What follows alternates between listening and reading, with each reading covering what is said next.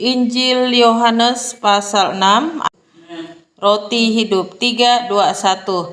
Ketika orang banyak menemukan Yesus di seberang laut itu, mereka berkata padanya, "Rabi, bila mana engkau tiba di sini?" Yesus menjawab mereka, "Aku berkata kepadamu, sesungguhnya kamu mencari aku, bukan karena kamu telah melihat tanda-tanda, melainkan karena kamu telah makan roti itu dan kamu kenyang. Bekerjalah bukan untuk makanan yang dapat binasa, melainkan untuk makanan yang bertahan sampai kepada hidup yang kekal, yang akan diberikan Anak Manusia kepadamu.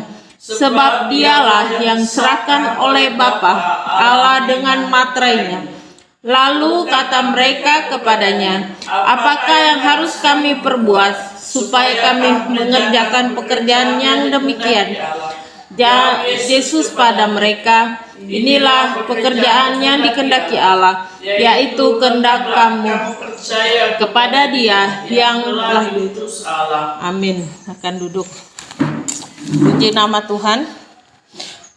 Firman Tuhan menyatakan bahwa Tuhan Yesus dikatakan sebagai roti hidup. Jadi kalau kita di muka bumi ini, kita bekerja untuk mendapatkan roti yang sementara atau perut yang kenyang. Yang tadinya kita lapar, kita bisa mendapat pekerjaan, kita bisa kerja, mendapatkan uang, dan uang itu bisa kita tukar dengan satu nilai, makanan atau minuman. Tetapi roti hidup itu, firman Tuhan katakan, adalah jiwa kita yang haus, yang lapar kepada Tuhan. Kerinduan kita kepada Tuhan akan terpuaskan karena ada roti hidup, yaitu Tuhan Yesus sendiri yang menjadi roti hidup itu. Firman Tuhan dan kerajaannya. Jadi kita tidak hanya hidup di dunia ini mengenyangkan materi, tetapi rohani kita harus dikenyangkan oleh kebenaran firman Tuhan. Oleh sebab itu, marilah kita mendekat kepada Tuhan melalui doa-doa kita, pujian kita, pelayanan kita. Dekatkan diri kita kepada Tuhan. Kalau kita hidup di dunia ini hanyalah sebuah sementara saja. Artinya umur kita tidak tahu, ada batasnya, ada waktunya. Oleh sebab itu gunakanlah waktu kita yang terbaik selama kita hidup, karena ketika nanti kita sudah mati, maka kita akan meninggalkan semua apa di muka bumi ini. Dan kita akan mempertanggungjawabkan di hadapan Tuhan. Tingkah laku kita, perkataan kita, perbuatan kita, bahkan iman kita, semua akan dipertanggungjawabkan di hadapan Tuhan Raja Yesus Kristus, Anak Domba Allah. Oleh sebab itu kita jemaat Panji Selamatan selalu diajarkan untuk tidak meninggalkan Tuhan pada hari ibadah. Anak Tuhan yang sesungguhnya, ketika kita memahami bahwa kita butuh roti hidup, maka kita akan punya kerinduan datang berdoa. Tidak perlu disuruh-suruh, tidak perlu didorong-dorong untuk berdoa. Dari diri sendiri paling bagus. Kerinduan itu akan dikenyangkan oleh Tuhan melalui doa dan pujian penyembahan kita di hadapan Tuhan. Oleh sebab itu mari kita melangkahkan kaki bukan hanya kepada jasmani tapi rohani. Hidup di dunia ini ada keseimbangan. Amin. Seimbang rohani dan jasmani. Firman Tuhan katakan, kalau roti yang di dunia ini sekali makan kenyang, besok lapar lagi. Tapi roti hidup, sekali saudara dikenyangkan oleh Tuhan jiwa saudara, saudara akan kuat menghadapi apapun persoalan yang dihadapi hari ini dan besok dan seterusnya. Jadi dia tidak hanya bertahan 1 hari, tapi setiap hari. Oleh sebab itu, kalau kita percaya bahwa doa adalah napas hidup orang benar, maka kita harus lakukan itu setiap hari. Dalam kita bekerja, berbuat baiklah kepada orang, tetapi ingatlah, Tuhan ajarkan kita menjadi domba Tuhan yang cerdas, bukan yang bodoh. Artinya cerdas bisa membedakan mana yang baik, mana yang tipu muslihat atau yang tidak baik. Jangan kita terlena oleh dunia ini, karena dunia ini hanya panggung sandiwara. Semua di dalam dunia ini akan menjadi sia-sia. Kelak ketika kita pulang dipanggil Tuhan, maka kita akan bertemu dengan Sang Pencipta, Tuhan, pemberi hidup kita selama kita di bumi ini.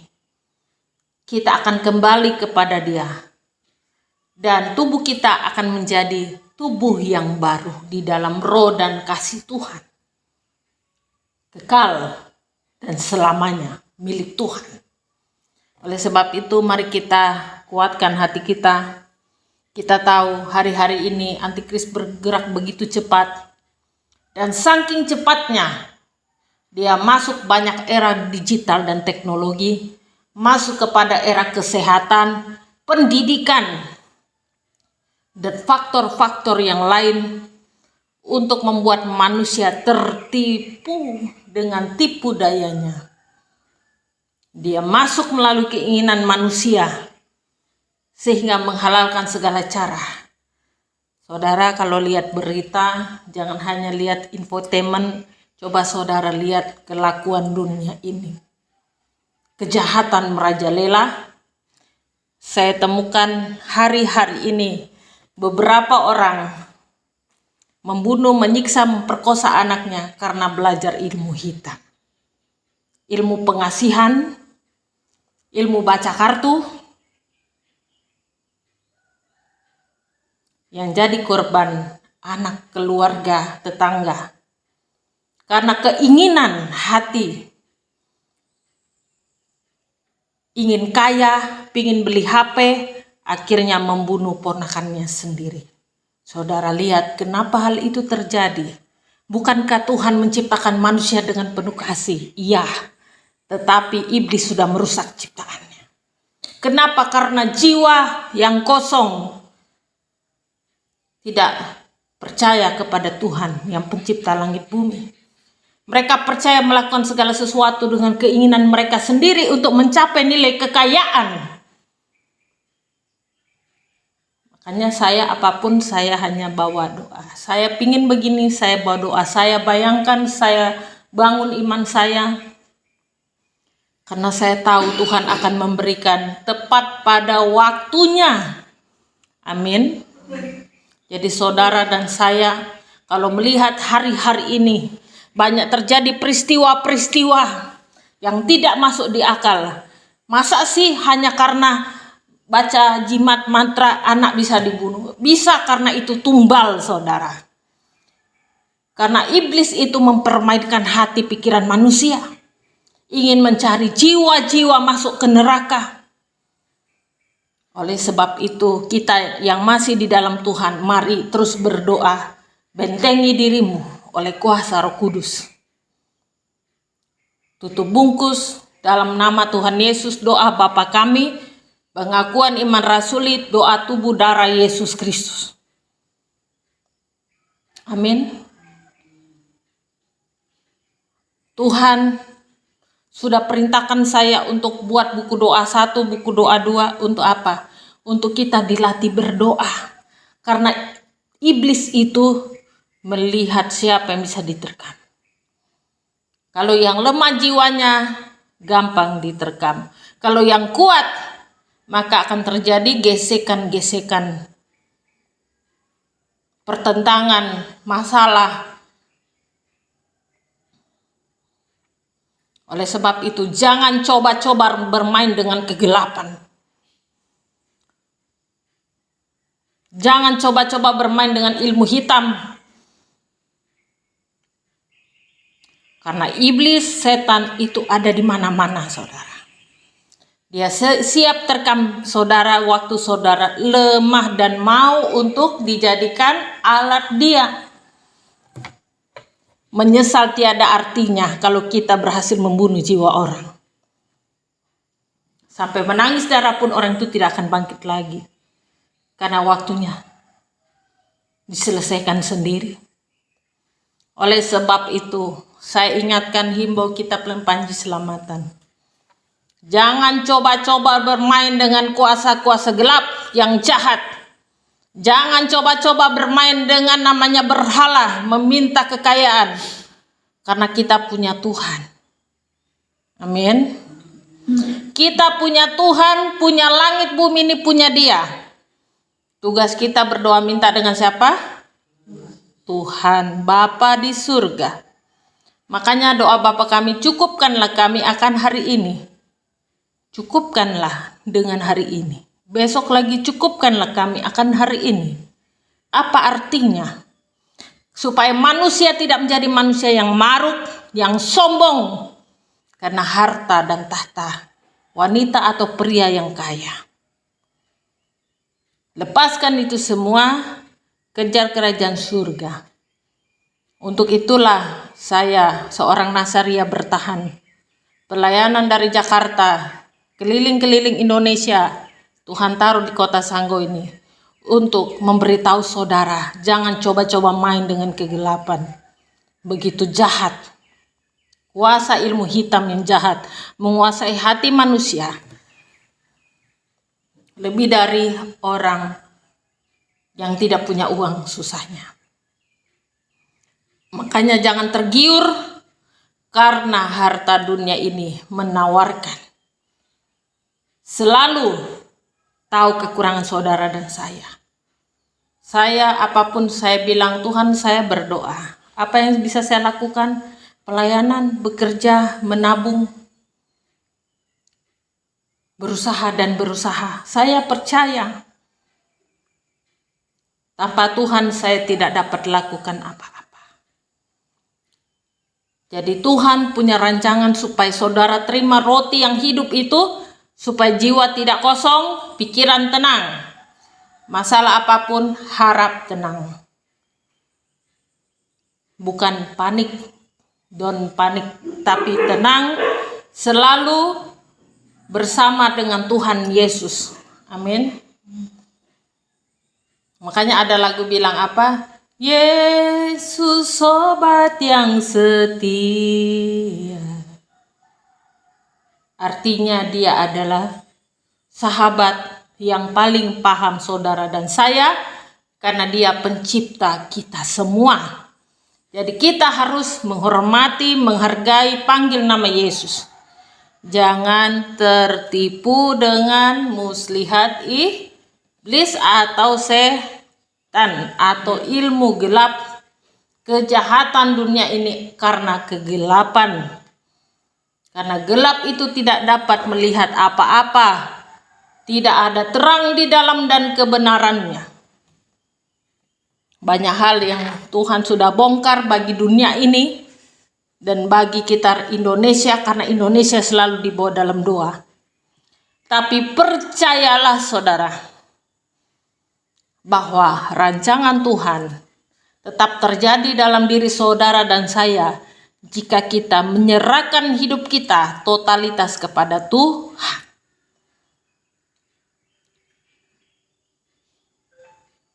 Karena sekali lagi, iman kita lah yang menyelamatkan kita ke surga.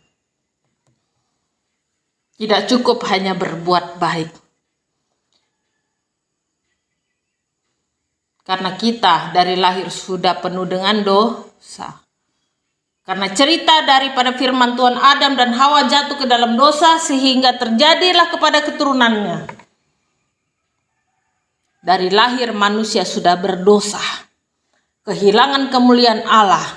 Oleh sebab itu, Tuhan Yesus harus menebus dosa manusia. Dan itu sudah terjadi. Jadi kita yang percaya di dalam nama Tuhan Yesus, Sang Pemberi Hidup, maka itu akan menjadi satu realita, satu bukti nyata cinta kasih Tuhan kepada kita. Saudara sehat, bisa bekerja dengan baik, diri saudara kuat, bentengi diri saudara dengan doa.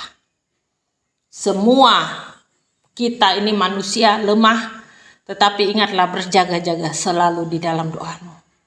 Sampaikan kerinduanmu kepada Bapa di surga. Saya kalau setiap berdoa saya menangis.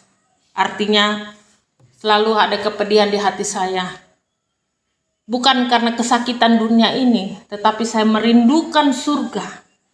Saya merindukan betul-betul hadirat Tuhan turun setiap ibadah kita. Saya merindukan lawatan dan mujizat terjadi sesuai kehendak Tuhan, bukan kehendak manusia.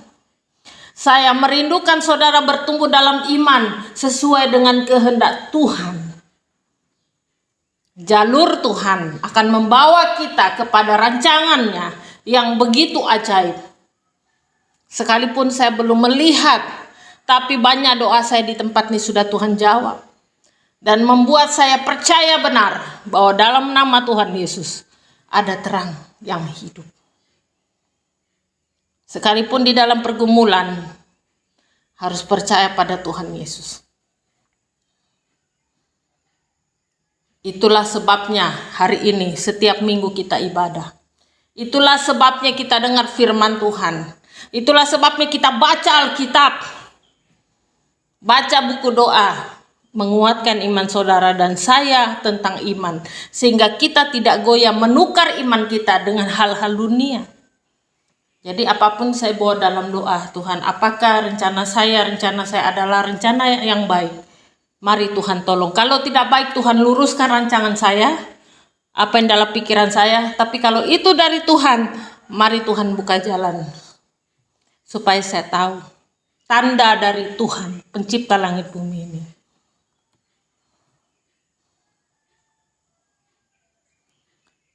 Mari kita terus percayakan hidup kita pada roti yang hidup. Nyatakan kerinduanmu di dalam doamu, nyatakan kerinduanmu kepada Tuhan. Apa yang menjadi isi hati doamu, tumpahkan semua. Jangan kita curhat kepada orang manusia. Manusia ini daging. Di depan kita dia bagus, di belakang kita dia kasih tahu orang masalah kita. Karena mulut ini seringkali tak bertulang. Ngomong baik, besok ngomongnya nggak baik. Karena apa? Mood manusia ini daging lemah. Jadi kita harus sasarankan kepada yang tepat. Masuk ruang doa, berdoa. Saudara, kalau ada waktu terus doa, baca buku doa, terus baca Alkitab. Itu ada ayat-ayat Alkitab di situ. Minimal masuk satu ayat di hatimu, lama-lama numpuk itu. Menjadi berkat buat kamu. Daripada kita banyak ngomong orang yang tak jelas, begini. Hanya info-info yang lewat lalu begitu saja. Terus doa Bapa kami, percayakan hidup saudara dan saya di dalam tangan Tuhan Yesus. Itu yang bisa saya terus sampaikan. Terpujilah nama Tuhan Yesus, roti yang hidup. Biarlah kita menerima roti yang hidup pagi hari ini. Dan kita percaya bahwa roti hidup itu akan ada memuaskan kita waktu kita haus dan lapar akan firman Tuhan. Karena itulah jejak yang saat ini Tuhan mau supaya kita hidup menurut firman dan kebenarannya.